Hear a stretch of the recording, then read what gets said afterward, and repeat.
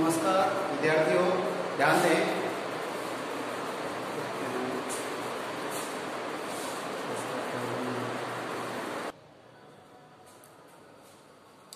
देखिए, हमारा टॉपिक जो अलंकार का था उसमें लगभग मैंने पढ़ा दिए थे। तो मैंने सिलेबस देखा कि उसमें दो अलंकार ऐसे हैं जो और भी हैं, लेकिन हमने उस वीडियो में पढ़ नहीं पाए थे।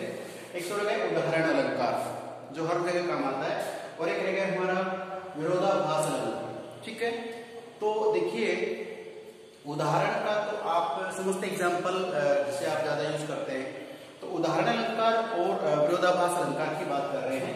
ठीक है, तो इसमें आपको देखना ये है कि हमारा जो एक बिंदु है, ठीक है, मैं आपको बताता हूँ कौन सा बिंदु। एक मिनट रुकिए यहाँ पे। तो देखिए ये जो चल रहा है हमारा उदाहरण अलंकार, इसको समझना है। और ये तो सिलेबस में है जो मैंने पढ़ा दिया है। जो ये दो बिंदु है ये सिलेबस में है। अलंकार का प्रश्न आएगा, इनकी परिभाषा है, लक्षण एग्जाम्पल हो सकते हैं आपसे। एक हम जो पद्य पढ़ रहे हैं, कविताएं पढ़ते हैं, तो उसमें कोई सा भी अलंकार हो सकता है, इसके अलावा भी हो सकता है। उसके लिए मैं आपको पढ़ा दूंगा, बता दूंगा। लेकिन देखिए कि ये जो उदाहरण अलंकार है इसके जैसा एक और अलंकार भी है। तो उदाहरण अलंकार और उसमें उसका नाम है दृष्टांत। तो दृष्टांत का मतलब भी क्या होता है? उदाहरण ही होता है।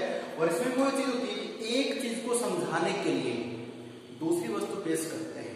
ठीक है, तो वहां दृष्टांत होता है।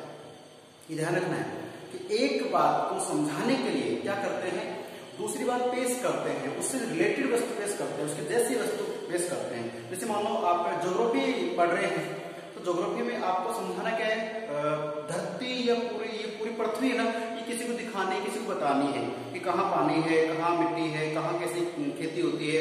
तो इस पूरी धरती का समझाने के लिए, दिखाने के लिए क्या करते हैं हम लोग?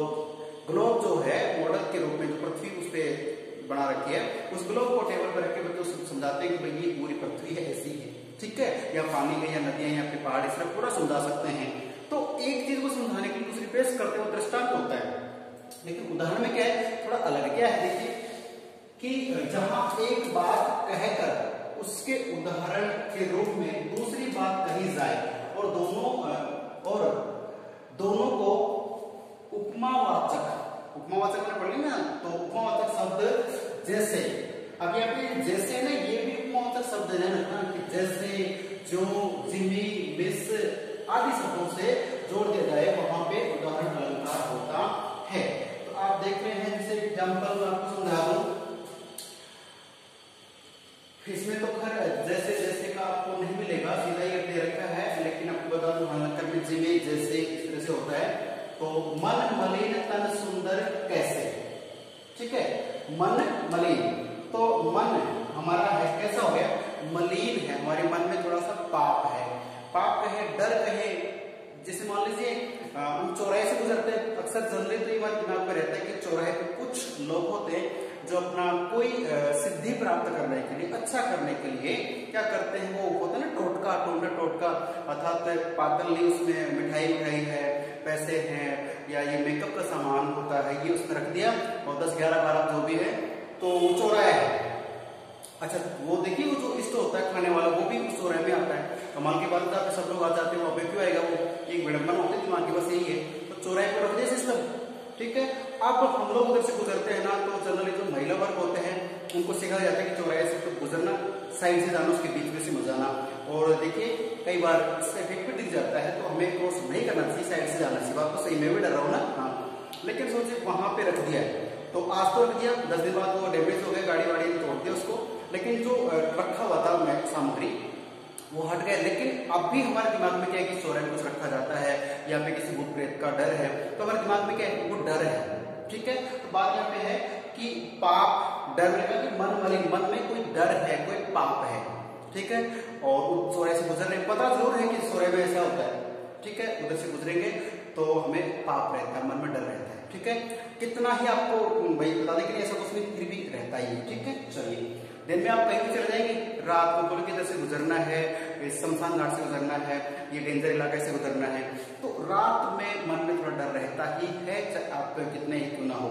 ठीक है, हाँ ये बात अलग है, कहीं कहते हैं कि मैं नहीं डरता, दर्शाते हैं। फिर जैसे कुछ हल्का सा भी आवाज आ गई, जैसे हनुमान ज्ञान सागर का जाप करना शुरू कर देते हैं। खैर डर सबको लगता है, खैर डर के आगे पता है मुझे। चलिए, तो मन मलिन, मन कैसा है? मलिन है, मन में मैल है, अच्छी बात है। फिर आगे क्या कह रहे कभी देखिए कि मन मलिन तन सुंदर। तन का मतलब ये पूरा शरीर जो शेप होता है ना, वाव वंडरफुल। कुछ लोग जिम जाते हैं, वर्कआउट करते हैं, अच्छा खाना खाते हैं, बालों के स्टाइल पूरे शरीर पे दुनिया भर के क्रीम्स का यूज करते हैं, अच्छे से साबुन लगाते हैं, परफ्यूम डिओ से नहा लेते हैं, वैसे नहाए नहीं नहाए कोई दिक्कत नहीं, मतलब इस शरीर को सुंदर बनाते हैं। अब बनता कितना है वो तो खैर जानते हैं आपके इर्द गिर्द वाले। तो मन कैसा है? मन में तो पाप है, कवि कह रहा है। और तन कैसा? तन कौन? शरीर, शरीर बहुत सुंदर है। अब देखिए कि मन में पाप है और बाहर से शरीर बहुत सुंदर लग रहा है। अब ऐसे में कैसे विष रस भरा कनक घट जैसे, को समझ में आ रही बात? ये एक बात है यहां से यहां तक, ठीक है, कि हमारे मन में पाप है, हमारे मन में किसी के प्रति ईर्ष्या है, द्वेष है, और हम कहते हैं कि हमारा तन बहुत सुंदर है। तो ये बात, बस बात इतनी सी है, लेकिन इस बात को समझाने के लिए ये कवि महोदय ने क्या किया कि दूसरा उदाहरण दिया। वो क्या? विष रस भरा। विष का मतलब जहर होता है, रस भरा कि विष रूपी जो रस है, विष जैसा जो रस है वो भरा है किसमें? कनक। कनक का मतलब होता है सोना, और घट का मतलब घड़ा या मटका जो होता है, उसके अंदर क्या है? जैसे मान लीजिए मैं आपको यहाँ बना के बताता हूँ, ये हमारा एक मटका है, ठीक है, ये सोने का घड़ा है, और सोने के घड़े में क्या भर दिया? क्या भर दिया? जहर भर दिया है। तो अब ये बाहर से तो कैसा है? सोने का है, लेकिन अंदर इसमें क्या भरा हुआ है? जहर भरा हुआ है। तो ये वही बात होगी कि हमारे मन में तो क्या है? दूसरे के प्रति, हमारे दोस्त के प्रति या किसी के प्रति पाप है। क्या है? इसके नंबर कमाने से मेरे ज्यादा आना चाहिए, ईर्ष्या, ये बोलते प्रतिस्पर्धा, वो भी होनी चाहिए। तो मन में तो किसी के प्रति बुरी बातें, बुरा विचार है, लेकिन कहते हैं कि हमारा शरीर बहुत सुंदर है। तो ये कभी बहुत कहते हैं कि वो शरीर कोई सुंदर नहीं है जिसके मन में पाप हो। तो एक बात समझाने के लिए दूसरी बात उसका उदाहरण दिया है कि मन में पाप है, बाहर से कहते हो शरीर सुंदर है। ये ठीक उसी प्रकार से है जैसे कि सोने के घड़े में जहर भर रखा हो। तो प्यारे छात्रों, मैं यही समझना चाहता कि उदाहरण अलंकार में क्या होता है? एक बात को समझाने के लिए दूसरी बात उसके लिए जोड़ी जाती है, लेकिन दृष्टांत में तो सीधी बात आएगी, आपको अर्थ निकालना पड़ेगा। लेकिन उदाहरण में आपको मिलेगा जैसे, जिपी, मिस, ऐसे कुछ हो। मिस अंग्रेजी वाला को समझ लेना ना, मिस का मतलब जैसे, ठीक है। तो जैसे ये तो उसी प्रकार से होगा जैसे सोने का घड़ा है, लेकिन उसमें क्या भरा हुआ? जहर भरा है, ठीक है। चलिए बात करें आगे, तो ये आप समझ गए होंगे विरोधाभास, सॉरी, उदाहरण अलंकार में एक बात समझाने के लिए दूसरी बात उसकी उपमा सबसे रिलेटेड होती है। आप समझ चुके हैं कि जिस प्रकार से मन में पाप है और हम बाहर से शरीर से बहुत सुंदर शरीर है। होता है ना कि जैसे मान लो कि पंडित जी तिलक छापा कर लिया है, पीले वस्त्र पहन लिए, दाढ़ी वाड़ी अच्छे हैं, तो हम समझते हैं कि अरे बहुत अच्छे महान महाराज हैं, सत्पुरुष संत आत्मा है, ठीक है। तो उसको अपन सब कुछ मान सकते हैं कि भगवान मान सकते हैं कि ऐसा नहीं है। जहां तक कुछ दिनों पहले अखबार में दिया था कि जालौर साइड में, जालौर जिले में एक महंत जी थे, बहुत अच्छे पुजारी हैं, मंदिर में काफी अच्छा भजन भाव होता है, लेकिन उसी मंदिर में जो बोलते हैं ना कि क्या बोलते उसको, एक होता है मतलब गर्भगृह है, गर्भगृह कि भगवान यहाँ पे विश्राम करते हैं। अच्छी बात है, भगवान जहाँ गर्भगृह में रहते थे वहां पे नोट छापने की मशीन मिली है मीडिया को, और बाहर आया मामला 2-2 हजार के नोट छापे जा रहे दिन भर ना। चढ़ावा कितना था? 10-20-50, लेकिन वहां पे मशीन छपी नकली नोटों की। अब वो बाहर निकाली, पता चला, तो वो देख लीजिए बाहर से तिलक छापा कैसा है कि भाई यहाँ तो बिल्कुल कुछ हो ही नहीं सकता। भगवान के मंदिर को भी लोगों ने अपना धंधे का एक माध्यम बना दिया है। प्यारे बच्चों, पढ़ना है और पढ़कर कुछ अच्छे ऑफिसर्स बनना, ताकि ऐसे जो कारनामे करने से पहले लोग डरे, ठीक है। अगर ऐसा नहीं कि सब आप ही छापने की मशीन बना देने की गलत बात है। तो उदाहरण लगकर, सॉरी, आप उदाहरण समझ में आ चुका है। बात करते हैं विरोधाभास। नाम में अर्थ होता है, देखो विरोधाभास, अलग अलग टुकड़े करो। विरोध धन आभास, विरोध का आभास हो रहा है, एहसास हो रहा है, लग रहा है, ठीक है। लेकिन क्या देखिए कि अच्छा कैसे पढ़ लेना इसको कि जहां बाहर से तो विरोध न हो, बाहर से तो नहीं होता कई बार, और जब उसका अर्थ करते हैं न हो, लेकिन अर्थ करने पर विरोध का आभास होता है। ऐसे पढ़ ले, इसको उल्टा भी कर दीजिए कि बाहर से तो विरोध है, बाहर से विरोध है, लेकिन जब पता चलता है तो अंदर से विरोध नहीं है। कुल मिला के बात ये है कि हमें उससे कोई वाक्य है, कोई पंक्ति, कोई लाइन है, उसे पढ़कर तो लगता है कि आपस में विरोध है, लेकिन सच्चा विरोध नहीं होता है। इसी बात को इसने कैसे तोड़ कह दिया है कि जब बाहर से तो विरोध नहीं है, लेकिन अर्थ करने पर विरोध लगता है। कैसे? देखिए, एक एग्जांपल मैं आपको यहां से करके समझा रहा हूं, ध्यान से पढ़ना, वीडियो को देखना है। जब से है आंख लगी। अब मुझे लग रहा है ये हिंदी भाषा और हिंदी में भी काव्य शास्त्र पढ़ रहे हैं, और काव्य शास्त्र में क्या होता है, आनंद आता है, रस आता है, बड़ा मजा। जो देख रहे हैं, जो सुन रहे, ध्यान सुनना, बड़ी अच्छी लाइन है कि जब से लगी आंख, जब से है आंख लगी, जब से है आंख लगी, तब से है आंख लगी। बाहर से कुछ समझ में आ रहा है? देखिए कि जब से है आंख लगी, तब से न आंख लगी। समझे कुछ? चलिए मैं समझाता हूं आपको। वैसे आप ज्यादा समझता है, मुझे पता है। जब से है आंख लगी, आपकी आंख, ठीक है, किसी से मिली, आंख लगी, आंखों से आंख लगती। वैसा तो नहीं कि ये वाली जैसे मिल जाए, ये तो दोनों बहनें मिलो मिलो करती, लेकिन मिलती नहीं है। बीच में हिमालय पर्वत जो है, ठीक है ना, तो कहने का मतलब दोनों आंख हमारी तो नहीं मिल सकती। हाँ, आईना लेके बैठेंगे तो बात है, मिल सकती है, लेकिन एक व्यक्ति की आंखें दूसरे व्यक्ति से मिलती हैं, ठीक है। तब क्या होता है, मैं पहले बता चुका हूं कि आंखें चार होना मुहावरा है, दो अर्थ होते हैं, प्रेम होना भी होता है, और युद्ध की ठंजाती बात वो भी होती है। ध्यान दें कि जब से है आंख लगी, तब से न आंख लगी। तो यहाँ पे देखिए, जब कह रहा है कि मेरी आंखें हैं वो किसी से मिल गई है, आंखें चार हो गई हैं, तो जब से मेरी आंखें मिली है ना, तब से आंख न लगी। अब इस आंख न लगी का मतलब क्या है? नींद नहीं आती है, बेचैन से रहते हैं, ठीक है। सोचो कि किसी से आंख मिली, उसके बाद आंख लगी नहीं, पहले आंख लगी फिर लगी ही नहीं। कई बार से मजाक में बोलते हैं कि मैं रात को गिर गया और आंख लग गई, तो कहां गिरे, कैसे लगी, कि बिस्तर पे गिर कर आंख लग गई। आंख लग गई मतलब नींद आ गई, लेकिन यहाँ पे न आंख लगी। तो प्यारे छात्र छात्राओं, रस ले रहे हैं आप, मजा ले रहे हैं, लेकिन इस मजे में यहाँ पे एक अर्थ है कि हमारी आंखें किससे मिली, हमें उनसे कुछ एहसास हुआ, हो उसके हमारा वो बिछड़ा हुआ पुराना मित्र हो सकता है, या कुछ ऐसा नया चेहरा है जिसे हम और देखना चाहते हैं, मित्रता करना चाहते हैं, उससे कुछ पल गुजारना चाहते हैं साथ में। तो ऐसा एक हमारे मन में ख्याल है, विचार है, लेकिन एक बार आंखें उनसे मिली, उसमें हम 2-3 दिन सोचते रहे कि यार वो व्यक्ति दोबारा कब मिलेगा, और ये सोचते सोचते हमारी आंख नहीं लगती है। तो यहाँ पे देखिए कि विरोधाभास हो रहा है कि एक बार आंख लगी और फिर कह रहे नहीं लगी। तो ये अर्थ करने पर पता चलेगा कि आंख कब तो लगी और कब नहीं लगी। वाक्य को ऐसे जनरल लेंगे तो आंख नहीं लगती, मतलब पता ही नहीं चलता है, लेकिन विरोध दिख नहीं रहा, हो जरूर रहा है। तो दो बातें अलग अलग होती है, तो वहां विरोधाभास होता है, एहसास होता है, इस बात को ध्यान रखना है। तो जब से है आंख लगी, जब से है आंख लगी, तब से है आंख लगी। और जाहिर सी बात होती है कि बार आंख लग जाए तो आंख लगती नहीं। हाँ, इसका मतलब ये नहीं कि आप कुछ और सोच रहे हैं, मैं समझता हूँ। अच्छा, मैं इसको और चेंज करता हूँ कि आपने किसी दुकानदार से 5-10 हजार का सामान ले लिया, ठीक है। उसके बाद आप सोचते हैं क्या का पैसे देना, हमने चेंज कर दिया, रूम चेंज कर जगह चेंज कर दिए, और कहने रहने लगे। 7-6 महीने गुजरने के बाद उसी व्यक्ति से आपका सामना हो गया है, और पता चला कि वो व्यक्ति वहीं पे सेटल हो गया जहां पे आप सेटल हो गए हैं। तो जैसे उनसे आंख लगी, उनसे आंख मिली, उसके बाद 2 दिन तो अपने आंख नहीं लगेगी। क्यों? यार ये यहाँ से काम पे आ गए हैं, ठीक है। तो मतलब देखो बेटा, हर चीज के दो अर्थ होते हैं, हमें पॉजिटिव ही सोचना है। कोरोना का पॉजिटिव नहीं सोचना है, पढ़ाई का पॉजिटिव सोचना है। यहाँ पे पढ़ रहे हैं विरोधाभास अलंकार, इसमें होता है कि बाहर से विरोध दिखे नहीं, लेकिन अर्थ करने पर होता है, ठीक है, ध्यान रखना है। तो क्या होता है कि जब से आंख लगी, जब से आंख मिली, उसके बाद हमारी आंख नहीं लगी, तो विरोध हो रहा है, लेकिन ये अलग मैटर, ठीक है। हाँ, कोई समझ में है तो पूछिएगा। अच्छा, एक मैं आपको अभी एग्जाम्पल बताऊंगा, समझाऊंगा, और ये पूछूंगा आपसे, शाम तक मुझे आप ये बताएंगे, ठीक है। जब भी वीडियो भेज जाऊं उसके बाद आप बताएंगे कि ये जो उदाहरण है ये किस कवि का है, ठीक है। और ये पढ़ लिए भी आपने से, या अनुरागी चित्त की, या अनुरागी चित्त की गति समझे न कोई, या अनुरागी चित्त की गति समझे न कोई, ज्यों ज्यों बूढ़े श्याम रंग, त्यों त्यों उज्जवल होय। आप देख रहे हैं इसमें, आप आराम देख लीजिए, या अनुरागी चित्त की गति समझे नहीं कोई, ज्यों ज्यों बूढ़े श्याम रंग, त्यों त्यों उज्जवल होय।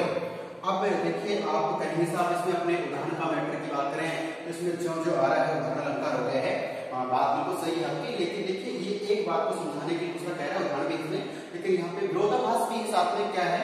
एक बार मैंने पूछा था कि एक ही पंक्ति थी, मैंने कहा कि इसमें 2 अलंकार है, यमक में था और अनुप्रास में था, और किसी इंटेलिजेंट बालिका ने पूछा कि सर इसमें हमने अनुप्रास का पता लगा लिया है, और उसमें कहा कि शायद हम तो एक एक करी जाने की बात थी, अगर दूसरा एग्जाम्पल होगा उसमें तो एक ही लाइन में एक ही पंक्ति में 2 अलंकार हो सकते हैं। तो जैसे आप जो भी शब्द देखो तो आपको ये उदाहरण भी हो गए, लेकिन सिंचाई में विरोधाभास क्या है कि विरोध हो रहा है कैसे। तो ये पंक्ति देखिए, पहले मैंने आपको प्रश्न दिया कि ये किस कवि की पंक्ति है और किस पाठ में लिखी इन्होंने, मुझे आंसर देंगे, आप लिखते हैं। और मैं आपको बता रहा हूँ इसका, यह अनुरागी चित्त की, चित्त होता है हमारा मन हृदय, और अनुरागी होता है, अनुराग मतलब प्रेम होता है, अनुरागी प्रेम करने वाला व्यक्ति। तो जो प्रेम करने वाला व्यक्ति होता है उसके हृदय की जो गति होती है, जो दशा होती, जो स्थिति होती है, समझे नहीं कोई, उसको कोई समझता ही नहीं है। आपने देखा सुना होगा लैला मजनू, और जैसे ये जो नाम सुनते हैं प्रेम की बात करते हैं, उनको भी किसी से पत्थर मारे लोगों ने, है ना, प्रेम करने वालों को पागल समझा जाता है। यहाँ पे प्रेमी है कौन, प्रेमी प्रत्येक व्यक्ति को कहा गया है। तो प्रेमी व्यक्ति की जो हृदय में आत्मा होती है, आत्मा किससे प्रेम करती है, परमात्मा से करती है। वो वाला प्रेम नहीं जो फिल्मों वाली बात कर रहे हैं, कौन सी बात कर रहे हैं, हम मनुष्य की बात कर रहे हैं। मनुष्य के मन में आत्मा होती है, आत्मा किससे प्रेम करेगी, परमात्मा से। और एक प्रश्न मैंने पूछा था कि आत्मा और परमात्मा एक ही अलग अलग है, ठीक है, तो आप देख लो ना, एक एक अलग अलग है। कबीर के अनुसार आत्मा और परमात्मा एक हैं, ये ध्यान रखना है। तो बात कर रहा हूं कि यह अनुरागी चित्त की गति समझे नहीं कोई, कि जो प्रेमी हृदय होता है, प्रेम करने वाला होता है, उसके मन की स्थिति को कोई दूसरा जान नहीं सकता है। हम लोग उसे पागल कर सकते हैं, क्योंकि जिससे प्रेमी है ना, वो मान लो कि भगवान की भक्ति में नाच रहा है, गा रहा है, कुछ भी कर रहा है, हम कहते हैं कि ये पागल हो रहा है, ठीक है। ऐसे मानो कि जो जनरली प्रेम की बात करते हैं, कुछ लोग जो होते हैं किसी से प्रेम करते हैं, उनको समाज, उनके माँ बाप गलती मानते हैं ना, लेकिन उनकी स्थिति को तो वो ही समझ सकते हैं, ठीक है। तो यह अनुरागी चित्त की गति समझे नहीं कोई, ये भगवान की बात कर रहे हैं कि आत्मा है वो परमात्मा से प्रेम करती है, लेकिन इसकी गति को केवल जो प्रेम करने वाला हृदय समझ सकता है। अब ये उदाहरण देख कैसे, जो जो बूढ़े श्याम, बूढ़े का मतलब डूबे, डूबना, इस मात्रा को यहाँ लगाओ और इस मात्रा को यहाँ लगा दो, डूबे, बूढ़े ने डूबना, कि जो जो बूढ़े श्याम रंग, यहाँ पे विरोधाभास यहाँ पे देखिए हो रहा है कैसे कि श्याम रंग का मतलब क्या होता है, काला रंग। कौन सा रंग, काला रंग की बात करते हैं। और यहाँ उज्जवल का मतलब सफेद रंग, कैसा कैसा, सफेद, ठीक है। देखिए सफेद रंग की बात कर रहे हैं। अब देखने वाली बात यह है कि जैसे जैसे श्याम रंग में डूबे कौन, भगवान, जैसे मान श्री कृष्ण की बात करें, श्री कृष्ण जो भगवान है, उनके किसी भगवान के हम प्रेम में डूबना चाहते हैं, तो जैसे जैसे उनके प्रेम में डूबेंगे, जितना अधिक और गहराई में जाएंगे, तो सामने वाला भगवान श्री कृष्ण से ले रहे, उनसे प्रेम करने वाला उनमें डूब रहा है, जितना अधिक डूबेगा उतना ही क्या होगा, सफेद रंग, मतलब उनको पवित्रता मिलेगी, उनकी आत्मा को खुशी मिलेगी, सुकून मिलेगा। तो यहाँ पे देखिए कि श्याम रंग में तो डूब रहे, काले रंग में डूबेंगे, तो भाई सफेद कहां से होंगे, विरोधाभास हो रहा ना, ये बाहर से आपको, तो इसका मैंने बता दिया कि विरोध न होने पर भी क्या होता है कि विरोध का आवाज होता है। तो आप दोनों तरफ देख सकते हैं कि बाहर से विरोध दिखे, अंदर से नहीं होता, अंदर से देखे फिर बाहर से नहीं होता। बात वही है, विरोध नहीं होने पर भी विरोध दिखता है, विरोधाभास लगता होता है। आप देख सकते हैं कि यह अनुरागी चित्त की गति समझे नहीं कोई, जो जो बूढ़े श्याम रंग क्योंकि उज्जवल हो, कि श्याम रंग में डूबने पर भी उज्जवल हो रहा है, मतलब विरोध का आभास हो रहा है, विरोध नहीं है, क्योंकि भगवान की जो प्रेम में जितना हम गहराई में जाते हैं उतना हमें विश्वास आता है, उतना हमें पता लगता है कि हाँ भगवान है, तो वो उज्ज्वलता यानी पवित्रता की बात मैं कर रहा हूँ। तो प्यारे छात्र छात्राओं, ये दो एग्जाम्पल, सॉरी दो उदाहरण थे जो अलंकार थे, जो सिलेबस में थे बट उस टाइम वीडियो में नहीं थे। आज मैं आपको फिर ये आपको समझा चुका हूँ। अब आपके सिलेबस के अकॉर्डिंग अलंकार कंप्लीट वीडियो मैंने आपको समझा दिए हैं, उदाहरण और नोट्स आपको पहले से अवेलेबल है।